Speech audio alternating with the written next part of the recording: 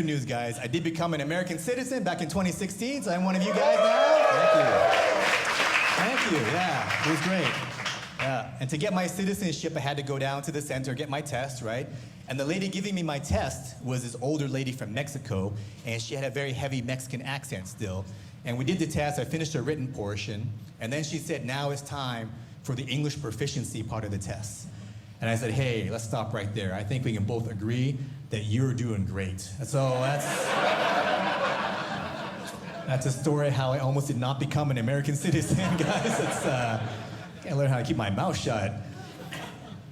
But the best part about being American, honestly, is that you guys win everything. I love being part of that. That's right? The Olympics recently, we crushed it again at the Olympics, like first place for like the 50th year in a row or something. But the best part about the Olympics this year for me was the Australian breakdancer. She was the best part. That was horrible. And when I was watching her, I thought to myself, wow, Make-A-Wish is killing it this year. Oh my gosh. I had no idea you could wish for the Olympics. I thought you were limited to asking like retired wrestlers to visit you in the hospital. This is incredible. And then when she got all that bad feedback after that performance, I thought to myself, the happiest person right now in the world is that person who finished second place in Australia. You know what I mean? Like, yeah, she dodged a bullet there.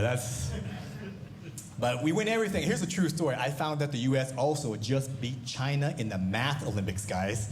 True story, yes. Yes, guys, give it up for the winners from California, Jason Chang and Ling Ling Wang.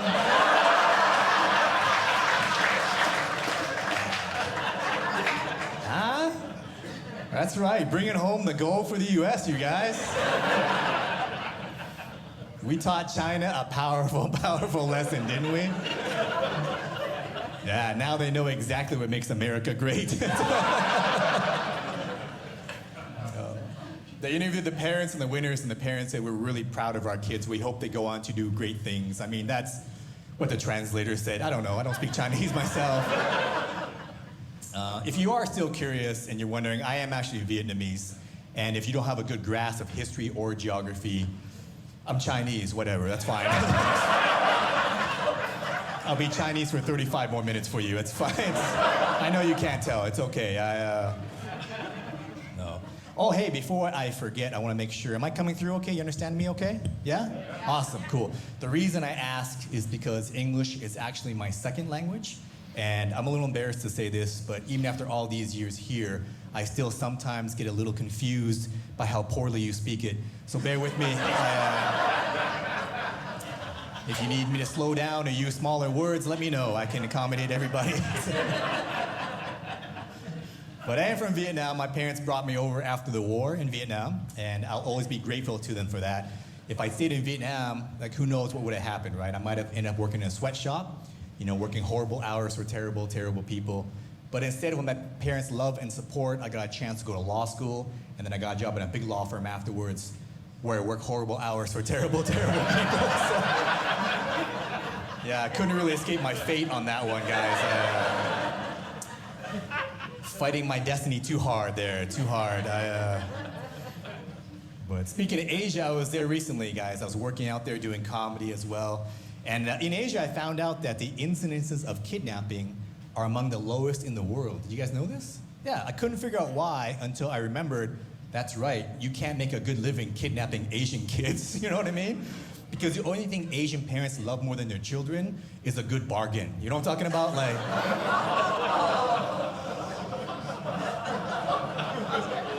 the kidnappers will kidnap the child, right? Call the parents, like, listen, we got your kid. You want to see him again? You pay us $1 million. And the parents are like, whoa, stop, hang on a second. What's your best offer? What are we talking about here? Be realistic, right? Can you imagine being that kid and listening to your parents negotiate your life down to the lowest dollar? And you know your parents, they're gonna call their friends to brag, they're gonna ring them up. The kidnappers wanted $1 million. We got him back for $300. It's incredible. Would you pay $1,000? Terrible deal, that's terrible. Call us next time. But I traveled around Asia, did comedy. I was in the Philippines doing comedy out there. Do we have Filipino people here today? Yeah? Awesome. My Filipino friends, you guys made it this far north. Awesome. It's crazy. I love my Filipino friends, but I love teasing you guys by telling you you're not really Asian. They hate that so much. You always get so mad. You're like, oh, we're Asian. And I'm always like, all right, just calm down there, Jose De La Cruz. I'm just saying.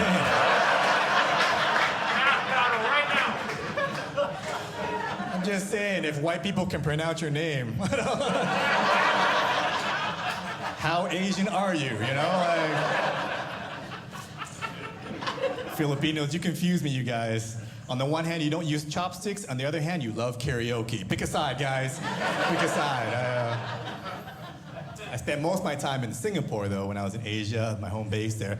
Met a lot of Indians in Singapore. I didn't know there's a huge population of Indians there, and I met them. They're so successful. All the ones I met were really successful. I have no idea how Indians are so successful when they spend so much time at weddings every year. You know what I'm talking about? Like, they spend 150 days a year at weddings, and they still run Microsoft and Google. It's unbelievable.